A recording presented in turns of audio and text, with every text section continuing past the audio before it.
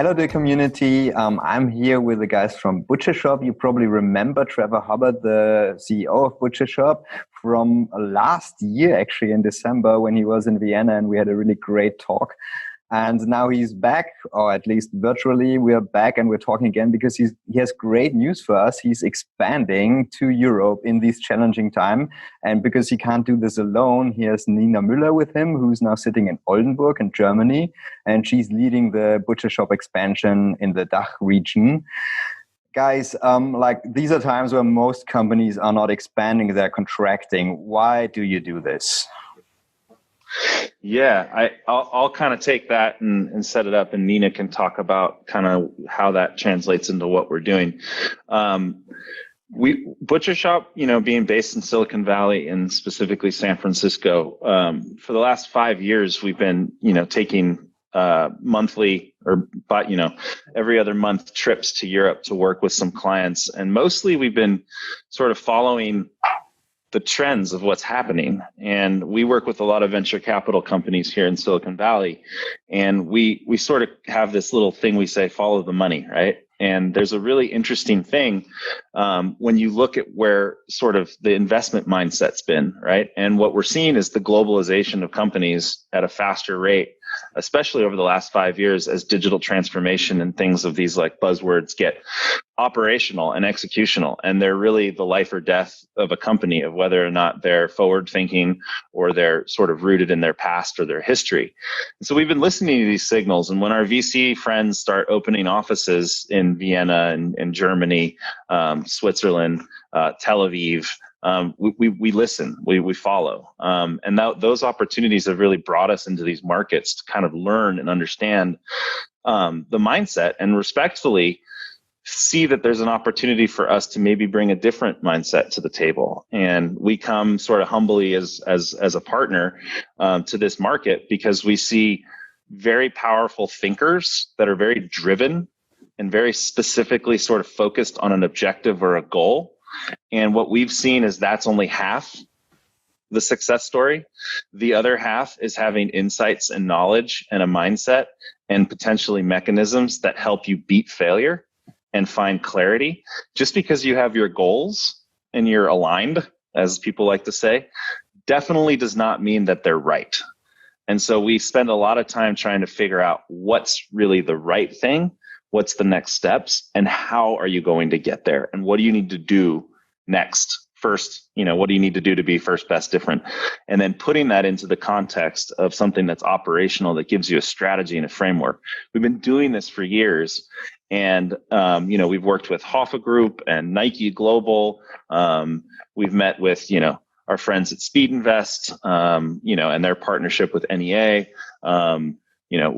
We've gotten to come to Vienna and meet with the Tour Radar guys, which, I haven't heard how they're doing, but I'm sure, there's massive sort of uncertainty and unclarity happening in that sort of vertical and industry. So we see these opportunities based on our relationships, not based on, the market and the pipeline and the people. And so what we're doing over here is really sort of giving ourselves, that permission to do something great. And as companies are contracting, we expand because we did some of this thinking a long time ago. And one of the things that we had on our list was, what if there was an Armageddon-like event? What if the market in San Francisco completely collapsed?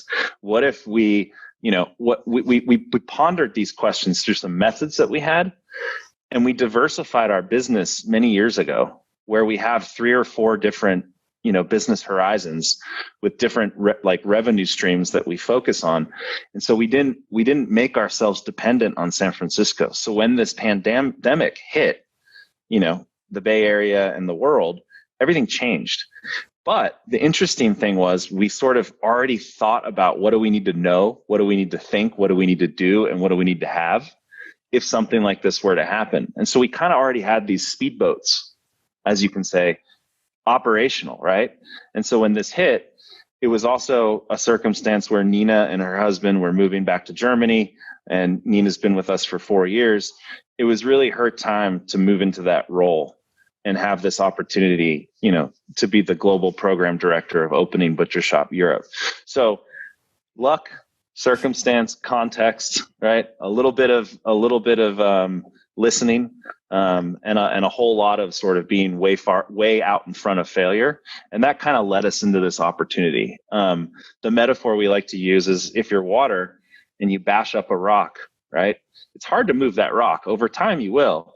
But if you're like water and you flow around it, it's a pretty nice feeling, right? So you need to be flexible and fluid and flow like water around the rock. If that doesn't sound like Northern California, San Francisco hippie stuff, I don't know what does. But Nina, it definitely does. All right. So Nina, I don't know if you want to add to that and just give context into, just one question to get the timeline right. Did you actually think of expanding to Europe before the pandemic hit, or was it now during the pandemic? Yeah, Nina, I don't know. Like, didn't we bring this up talking like strategically as far as plans maybe 2 or 3 years ago? Okay. Maybe 4. Yeah, I think ever since I was brought into Butchershop at first as a senior account manager to work with our German client Haufe. Because I speak German. I've worked in Germany for 3.5 years at Civic Color here in Oldenburg. I sort of was able to sort of understand this like European mindset, also working in like a corporation, and then come into Silicon Valley and working in the agency space. It was sort of this really interesting mix and opportunity. And Trevor was also like, were you ever interested in like going back to Germany per chance? And the answer was absolutely. I love it here. And so when we started talking about it, we sort of started thinking about what would be an interesting model. Do we do it through a partnership? Do we just go open an office? Do we need to have business there first, or do we just go? And it's not a very Butchershop way to force things. Like Trevor said, we're sort of water around the rock, and we're just listening to the market and listening to what we were hearing, and sort of understanding where can we be helpful. And we've done a lot of research and going over to Europe in the past and having lots of conversations with startups, agencies, VCs, and sort of trying to get a really good understanding of the landscape here before heading over here and sort of jumping the gun on anything. And we started understanding of like where we can actually be helpful. Our ethos is to help people, and how can we be helpful here? We're a brand consultancy, creative agency. We solve business problems, but there's a lot of other people here who say that they do the same thing. So how can we go here, be Butchershop, and do really cool things with great people? And that's where we started understanding like the mobility of companies trying to go from the US to Europe, or the Europe to the US. That's something that we definitely know that we have a ton of experience in, and we can be helpful in. And then we also knew that we can be of value in terms of, changing the mindset and bringing our perspective of how we work with Silicon Valley unicorns and startups in order to be successful in our projects. And me, having worked at a German company, I sort of understand the mindset and thinking of this is really interesting. And I think that people want to hear us talk more about it. And that's sort of how we really started snowballing into this expansion. And then I moved here literally 2 months ago, right before the second wave of Corona hit in the US. I was able to get out right in time. And now we're here and having really cool conversations with people like you, Stefan. So it's actually, Nina, most companies are now established companies, and they think about like, oh, how can we change our way of working? Should we become a remote first company? Should we offer our people to work more from home because it's safer? How is that for you when you actually start from zero? You didn't have an office in Germany or in Austria. Yeah. What do you do? How do you work? What's your working day like? How did I even start? Well, fortunately, I didn't have to start from zero. I think over the years, we really have been laying track with partners such as Parkside and Graz. We have a ton of Hoff partners and friends here as well. Like Trevor named a bunch of VCs that we know. And that's where we started. We started with what we know. My recent trip to Graz last month, I scheduled just back-to-back meetings with people who we knew already, and then also people who thought whatever we were offering could be interesting, and they were willing to introduce me to other people. And just coming out of that trip, we already booked 4 or 5 speaking opportunities. We have a few events. We scheduled some workshops, and it's really showing that it's resonating. And we already were testing this hypothesis of failure and clarity and this Silicon Valley mindset and this shift, and whether it does resonate here. We've been testing that for 2 years already in the US and with our counterparts here in Europe. And so we weren't totally starting from scratch. We were starting with what we knew and then identifying the things that we didn't know and then going out and testing those and seeing if those made sense. And tomorrow I have another keynote at Bauer Media in Hamburg, because I think what we're seeing is everyone's really interested in learning new methodologies of management and mindset, especially coming from the Silicon Valley. And whether they're a legacy company who's huge or a startup, the way we are working in times, especially during a pandemic, it's shifting and people aren't really sure where it's going. It's that uncertainty. Yeah. And we have a methodology that we've developed to be able to help relieve some of that uncertainty. And we're just going around and speaking and preaching about it. So, I mean, you mentioned the mindset and the importance of goals. I mean, the thing where like everybody is always looking enviously towards Silicon Valley is like the attitude which you have towards failure. I mean, I just recorded a podcast with my colleagues on innovation, and we said like, okay, you fail many times before you actually get into before you actually create an innovative product. So how is that for you? Like, where do you see this correlation between failure and goals? Yeah, I'll talk a high level on the failure topic, and then maybe Nina can turn it operational in that sense. I think it's a personal thing. I mean, it's got to be, right? Like, startups and business is not in a box. It's personal. It's called a work-life balance, right? They're in this thing. They are supposed to be in this constant suspension of balance, and you're trying to work on that. Can I swear? Am I allowed to curse a little bit? Yeah, you did it last time as well. I think last time the title of our video was "Stop Building Shitty Companies." Shitty products. Stop building shitty products. You can swear, Trevor. It's fine. You can. Okay. So that's Trevor's style. So I have a strange relationship with failure. I fucking hate failure, and I think a lot of people do. And it in Silicon Valley, I don't think has it right either. This fail fast culture, you don't learn anything unless you fail 1,000 times. I think that's horseshit. I think that comes from, in one part it's experimentation. Fine, let's put that over there. Let's not argue that. But I think in the other side, there's this wonderful thing that maybe you just didn't know and you failed because you had a lack of knowledge and uncertainty, right? There was a lack of clarity. Mm-hmm. So let's have a different relationship with failure. Let's actually turn it into a competition. Let's actually see if we can beat failure. And so my whole relationship with failure is to beat it. And so therefore, like what we're trying to do at Butchershop and what we've been doing the last, 4 years is beating failure. And we have to figure out how.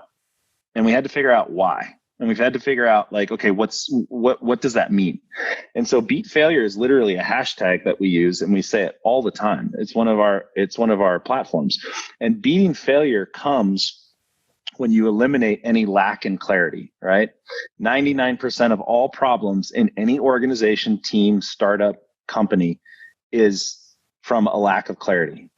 You give me any problem, I guarantee you, I guarantee you I can trace it back to a moment in time or something or a combination of events that were based on clarity not being high or put at a premium. Goals, yes. Success, yes.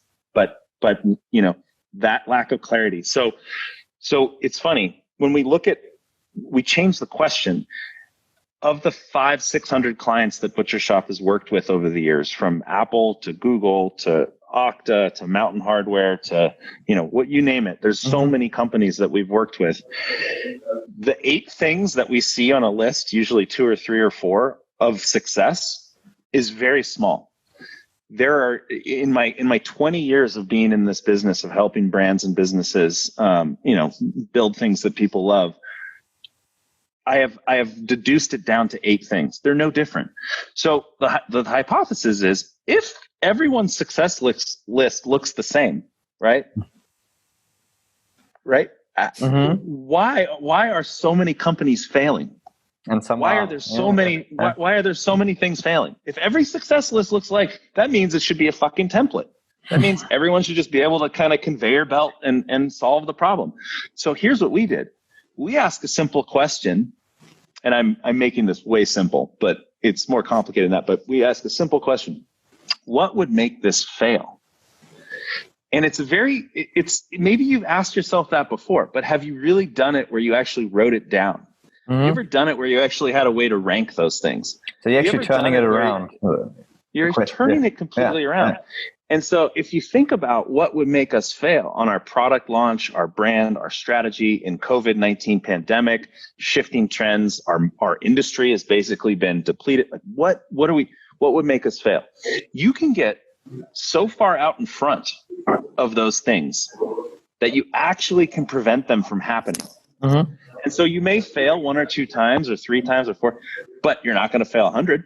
Yeah. So let's just eliminate those things and build strategies around what would prevent us from failing, which ultimately leads to success. And that's the thing that I think is missing. And that's the different perspective. And so that's sort of where this whole relationship to beating failure kind of gives us this way of why we're launching, the Clarity Project, and why we're launching, the pre-mortem app, and why we're doing all these things in the doc market, but because we've been doing it for 4 years in Silicon Valley, and it works. So, I think that's a good, summary. I don't know, Nina, if you want to kind of add to how that's translating into topics for you here, but I think that's what people lean in and say, oh, you can beat failure. Tell me more about that. I want to know how to do that. Yeah, and I think understanding also where it stemmed from Butchershop as well is like I have a personal relationship with it because I was on the project management side. That's how I first came into Butchershop. And we never started a project with someone not having a concern about something, whether it was the internal team concerned about budget, timeline, they were launching a brand, but their product isn't done. All these different things. There was always something, whether it was our team or our client side concerned with something. And we would always go into these projects with everyone already in the back of their head, worried about something, but everyone's trying to put on a happy face and be like, this is our new project, let's go. And so for what we've done for the last few years is we actually turned the pre-mortem into a mandatory part of our process, where every project manager, once the project starts, is we would do a 1-hour workshop internally and only talk about what will cause this project to fail. We're not going to talk about success. We know what success looks like already, but what are we truly going to do? And we go around the room and we talk about it and we rank it and we assign it to someone to make sure that thing is not going to happen. And it was such a success for us and just became so impactful that we started opening it up to our clients. We were like, you know what? Why are we doing this by ourselves? Let's bring our client in. And from doing that with our clients and our partners from beginning on, it built a ton of trust. It just opened the airways of having these conversations. And we were able to adjust our projects or create a new scope of work early on while you still can, in order to hinder this failure that we're able to talk about since the very beginning.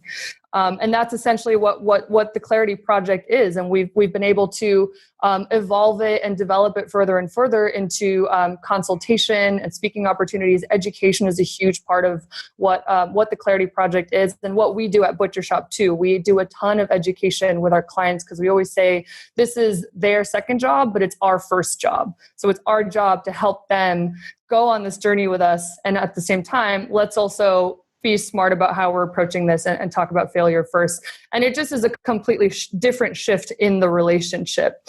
And what we ended up doing was using this pre-mortem workshop, we ended up digitizing the tool. This used to be a workshop in person. You'd have hundreds of Post-its on the wall, and I would spend 2 hours afterwards typing up the Post-its, literally. And what we did, we're like, this doesn't make any sense. We want to make sure this is digital. And we actually started this development right before the pandemic. And then once the pandemic hit, it was like, wow, this is even more important that we're doing this. We need to do this now, and we need to do it faster because we're working digital now. And also we want to be able to launch this project and have people globally be able to use it. Not being in person shouldn't hinder the ability to beat failure, essentially. Yeah. So, I mean, a few years ago, I did this MOOC on the University of Berkeley where they said, okay, it was on science of happiness, and they said, jot down 10 things for which you are grateful. So what you basically say is do the opposite. Jot things down which you think are really horrible and will go wrong, and then what? What's next? Yeah. Yeah. So it's funny. I did this list about being a father. I wanted to do an experiment with a pre-mortem, and in order to prove it, I wanted to present to my entire company a lot of these ideas and thoughts and methodologies. And I think I gave a La Creme talk at Butchershop on clarity, right? And what lack of it does to an organization and a culture, right? And I showed them my list of the question I had, which is on the success side, what's going to make me a great father, right? Mm-hmm. And my success list was 7 things. Don't do this, do this, do this, do this. If I do this, I'm going to be a great dad. If I looked at the other side and I said, what would make me fail as a father?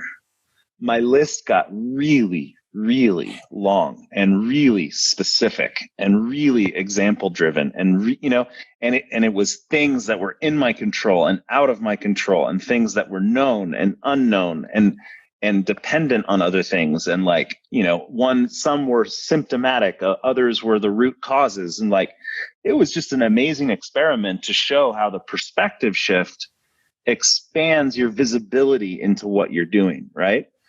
When I think of gratitude and success and all of those things, it sort of feels like a warm bubble of something, right? Mm-hmm. It's like, this is success. Yeah. And this is gratitude. And then under there, you struggle to kind of fill that thing with a bunch of stuff, right? I mean, you could do it.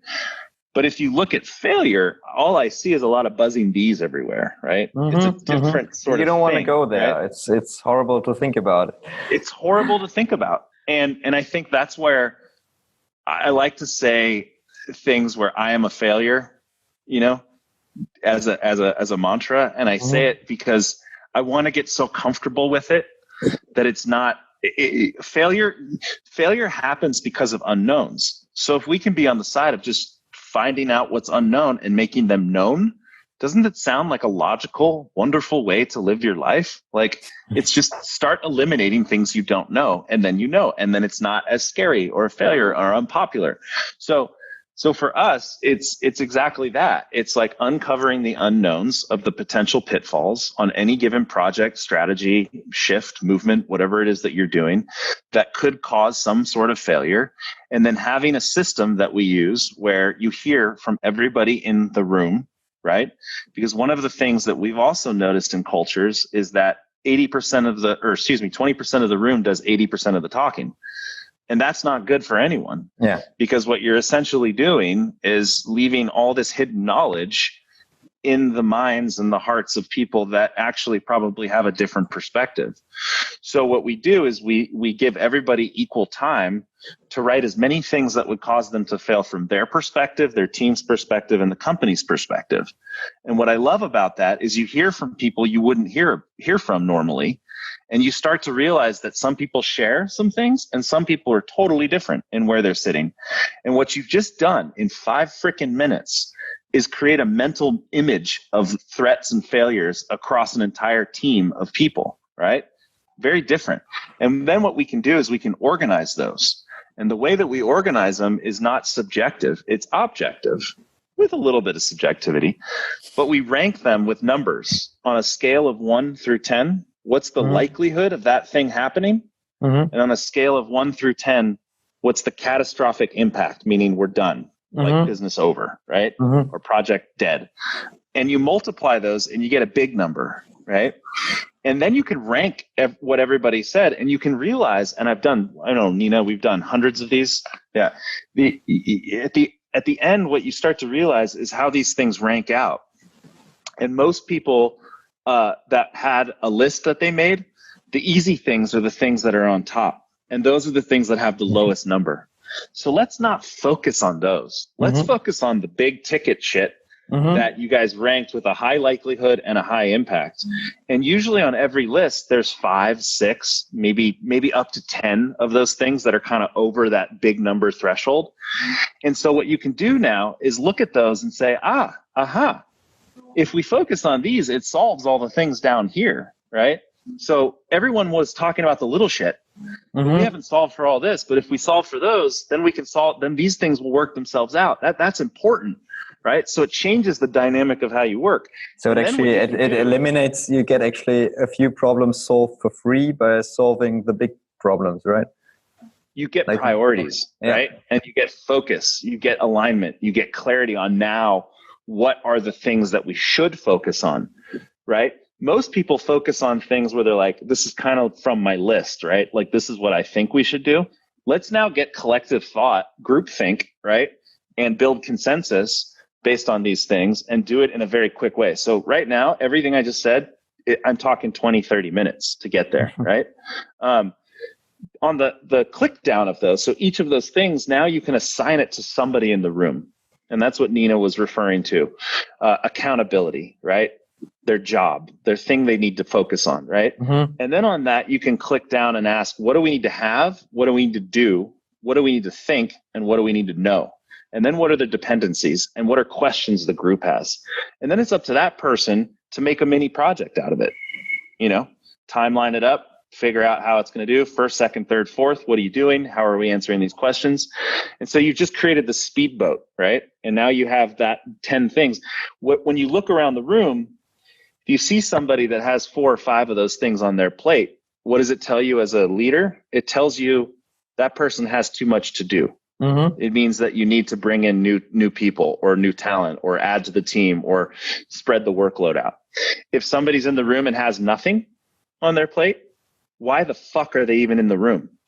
Like, let's stop with these inefficiencies of people who are just there talking. Like, let's make a meeting and a conversation have impact. Let's do something with it. Now, of course, it's not about conversation, but what I love about it is each of those one things can become its own workshop, right? Each of those things that are a failure that somebody's responsible for, those are mini projects that can become their own sort of strategic sort of endeavor of what you're trying to do. So what I just summarized was really just the pre-mortem process with our spin on it. It's not unique to us. Developers and engineers have been using it for years. The pre-mortem, I think even Harvard did a journal many, many years ago on it. But the way that we digitized it for the virtual age, the way that we've kind of streamlined this, the way that we actually have added the likelihood and impact scoring and sort of had these click downs that become strategies, that is something that's unique and no one's done that yet.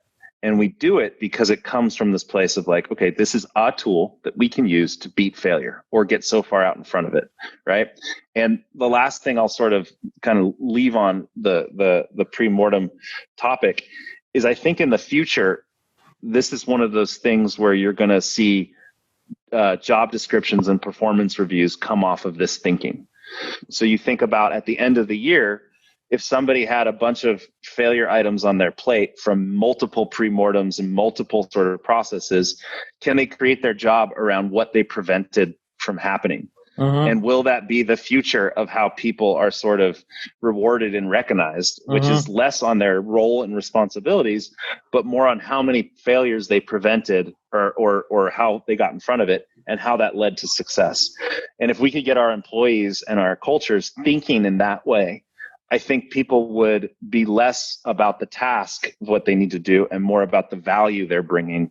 And I think that works for management and employees because you start to eliminate hierarchical structures there based on these agreements. And I think that's a very good thing in the future, especially in this remote environment. You need more accountability, less oversight. And that's sort of like one of the things that I think companies are going to constantly try to figure out. Some are going to win and some aren't going to get it. But the thing that we have that we're doing probably helps get clarity around these topics. And that's kind of what we're here to do and talk about. So yeah. Nina, anything to add, or Stefan? Sorry, that was a long wind, but I love these things. I love these things because we can just go off on it. No, but I think you explained it quite well about like how the whole process is working. There, one question actually again to Nina, because you mentioned that you also have it as a digital solution. So actually, also more or less to wrap this whole talk up. How can like your clients now can use it in Germany and Austria and Switzerland? Like, do you come to them and explain it to them, or does it go completely online? How does it work? Yeah, no, great question. Well, we're technically, even though we've been doing the Clarity Project and living and breathing it for so long, we're technically launching it in the next week or two. And the way we're doing it right now is that I am meeting with people first, and I want to learn first about their challenges and their issues and about their what they're trying to get out of it in order to be more helpful.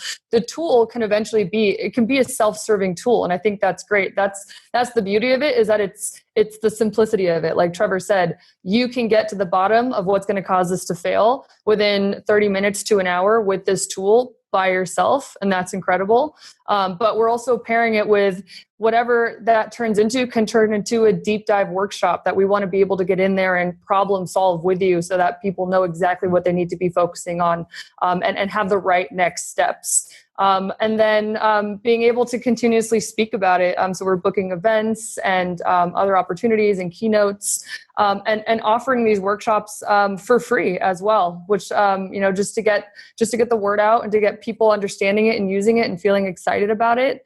In our launch in the next week, we're going to be giving out 20 free sessions. And we're super excited about it, and we're looking forward to having these conversations with people, and hopefully they leave with a new perspective as well, as I think is what we really want them to have. Yeah, as you said, I mean, like once you've actually defined these points of failure, actually the work starts then, because every point actually needs another workshop, right? Because then you need to address the problem. So Exactly. Yeah. Cool. So, you'll be around, I think, in Vienna also, or in Graz. You will be for travel. I have my next trip to Graz. It sucked. I think, Nina, did I text you or send you a Slack? I was like, canceled my flight. I was supposed to fly I was supposed to fly on Sunday. Yeah, on Sunday to Vienna, and the border's not open for U.S. citizens. So, and I think that's fair. I'm not mad about it, but I miss coming to meet different people. I think that's the one thing I will always miss, is that there's just something about walking around with somebody in a town that is never going to be replaced by this. And I think that the work is not done in offices or in homes or in remote. It's partially done on that walk to the coffee shop. It's partially done, as you meet new people or come into a new building and have a thought about how offices are structured, or a door, right? And when you don't get to see that context in these things, your mind doesn't fire with the complete support, and best interest of everyone that you're sort of meeting for context. But what I love about the future is that this is temporary, and that we are thriving if we get out in front of some of these things a little bit. And so I'm just excited for what happens at the end of this year and the new year. And as Nina said, launching the Clarity Project, it's a year in the making, and it's launching next week. Do you know how exciting that is? And the site and the things that are on it are so cool. And they're kind of like, I think you're getting the best of Butchershop, 12 years in the making, where we've just worked on all of these things. And now we've kind of synthesized it to 2 points. You can beat failure, and that brand is everything. And those two things are sort of what drive us through our ethos of helping people. And so I'm just proud. I'm very happy. I think this is so fun and cool. And I think, COVID's a mindset too. It's real, but it's also a mindset. And you can either be in the mindset of uncertainty, or you can kind of start to get above it and move past it and really make it sort of muscle memory about what you do. So I'm excited about what the future holds. And yeah, thanks. Guys, thanks for being in this talk, although we couldn't meet physically, but we could meet here virtually in our video conference. Thanks a lot for talking to me about this. And yeah, the community, thanks again for watching.